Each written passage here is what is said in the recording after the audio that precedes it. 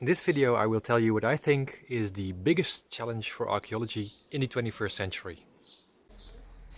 And it has something to do with this brick. I'm currently exploring a vitalist approach to archaeology and what that would consist of. However, if I would have to explain what a vitalist approach is, I wouldn't be able to because I'm still exploring it. If you care to read more, I would start with Amitav Ghosh, A Nutmeg's Curse, because that will give you, well, I think a good introduction to what it would consist of. But closer by, well, for me at least in the Netherlands, you can also look at the work of the ecologist Matthijs Schouten, who is, I think he's still currently associated to the university here in my town. I would classify his work also as a vitalist approach to ecology in this case. So my challenge is about a vitalist approach to archaeology. One impression of where I'm currently at with this is, for example, this is a brick, and in regular scientific reasoning this is an innate object.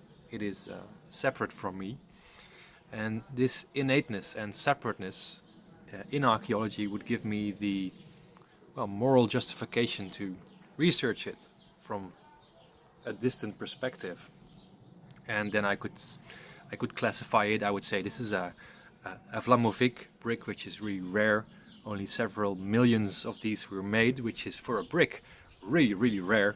It's made from compressed clay, which is then baked in an oven quite close by, actually, here from where I live, although this one came from the northern part of the country.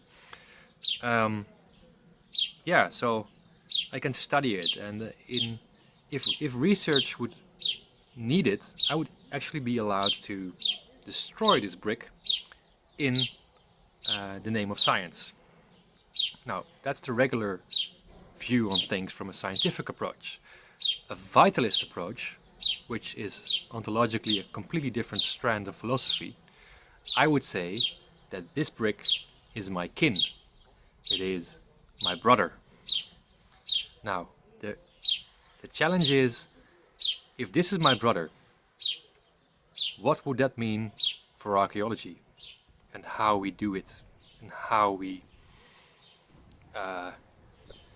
gain knowledge from research if we have to treat this brick as being my brother? There's quite a few people who will say that vitalist approaches are rising, that they are more and more common. In my perspective, they are still very rare within the science community, but they do exist. And the interesting thing with a vitalist philosophy is that, of course, there's enough reason for critique and for skepsis. But at the same time, when somebody conveys a vitalist approach, almost everybody I know will intuitively know that there's some truth in there. There's something absolutely right, even though we find it really hard to combine it with our regular scientific thinking. So, how to combine a vitalist ontology and philosophy with archaeological practice, I think that's the big challenge for archaeology in the 21st century. Any ideas? Very welcome.